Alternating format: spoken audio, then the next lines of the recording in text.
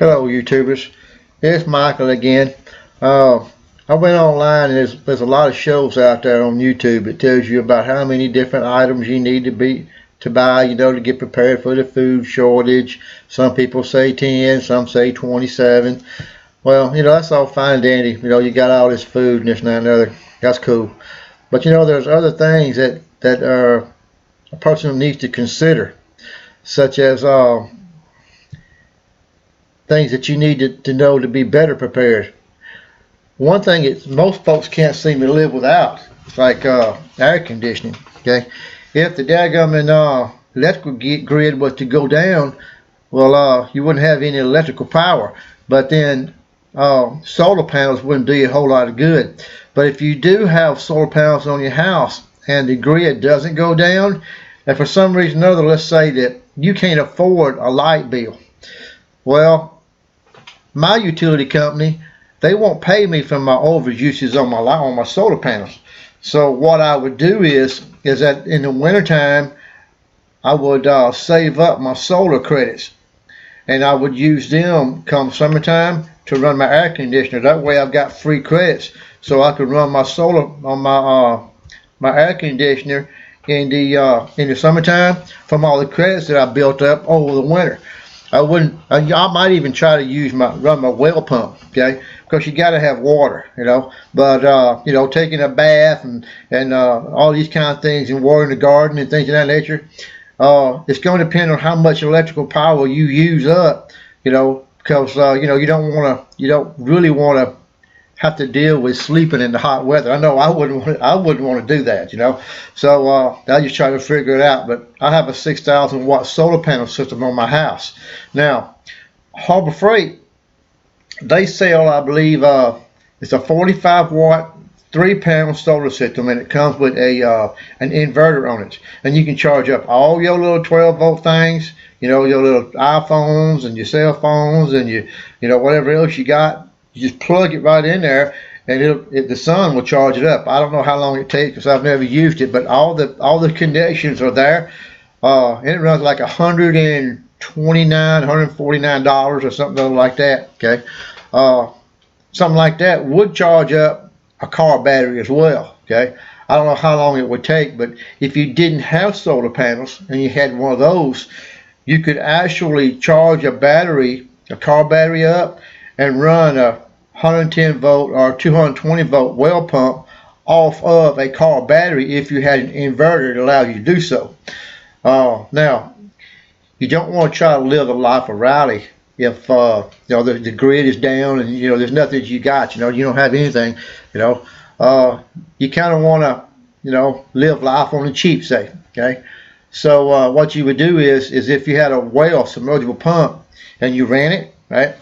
Well then, if you could only run it once a week, because that's how long it took the sun to charge through that Harbor Freight solar panel to charge that battery back up. So that's going to give you 2 tanks of water. My pump, that's what it worked on my pump. It actually charged the tank up 2 times before the battery went dead. So you're looking anywhere from around 60 gallons plus on this water, okay? But you could pump that water into one of them 55-gallon plastic drums, and then that way you'd have fresh water every week, okay? So that would be something that you could do. You need to learn how to cook too, all right? So you'll have to learn to get the the grids out of the oven, the little grates out the oven, and take them outside and build you a fire in a hole, and you can actually cook over an old fire. Now, back in the old Western days, they had a piece that was like this right here, okay, and it was over the fire, and a chain hang down in the middle, and that way you can hang your pot on it, and you can adjust it up and down for over your fire to regulate the amount of heat it was getting on it.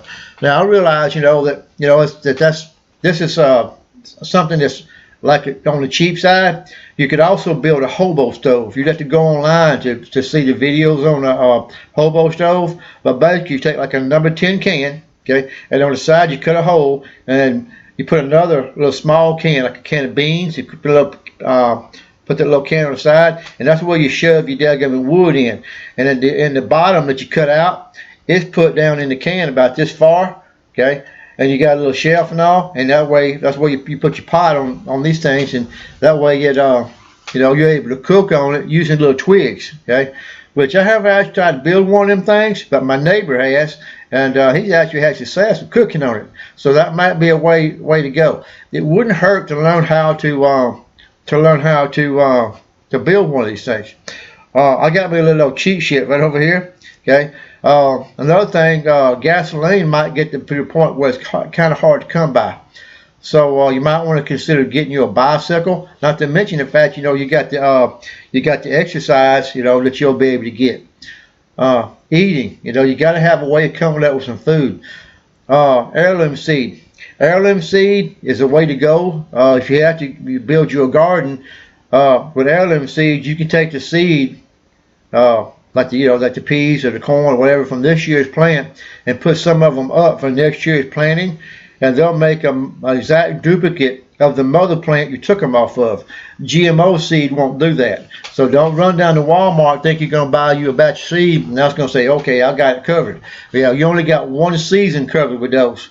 Okay, now unless you buy enough of them seeds, so you'll have them seed to plant every daggone summer, but that's going to be a lot of seed.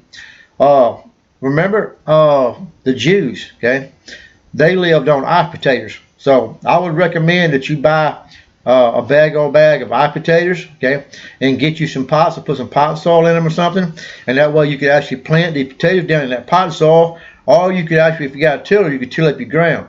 But the thing about that is, if you don't have access to gas, the tiller's not going to work. You got to do it by hand.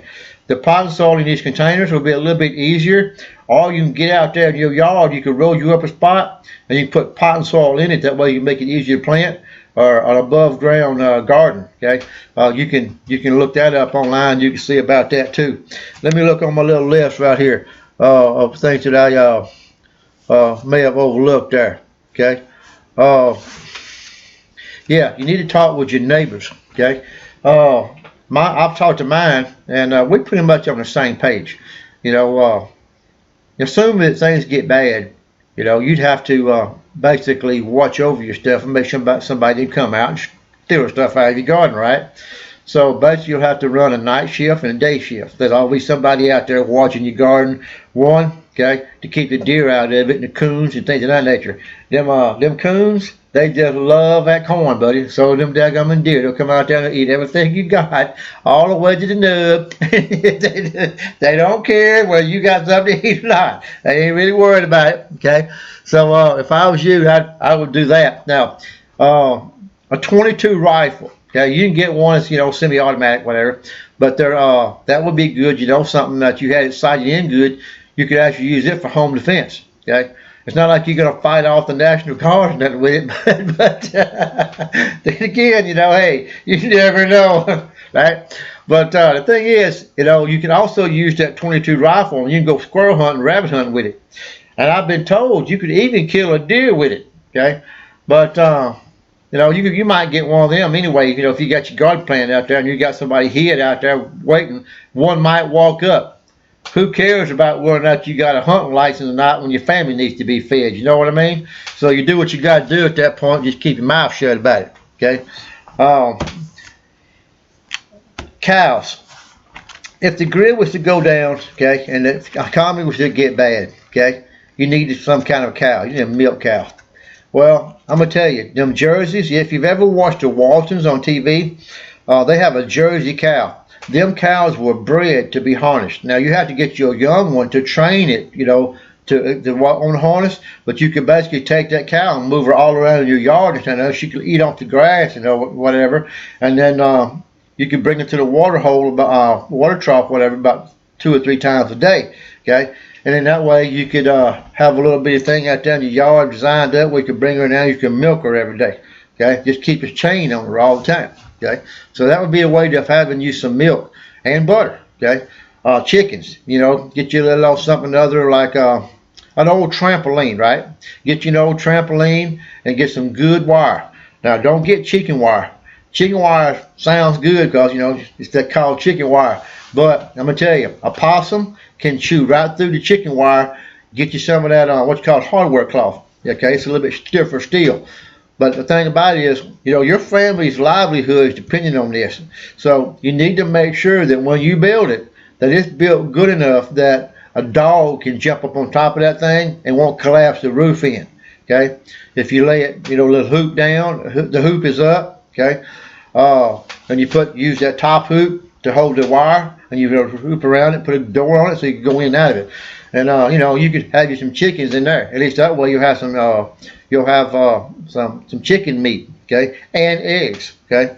I know somebody who actually has chickens down the road from me, so I probably wouldn't be that big a deal for me to get one or two of them from them, or I can wait for them to hatch out some biddies, this and that and other, and possibly barter to get my hands on a rooster and a hen, and then that's all you really need to get started, okay. I think that's probably about everything that I wanted to cover on this video.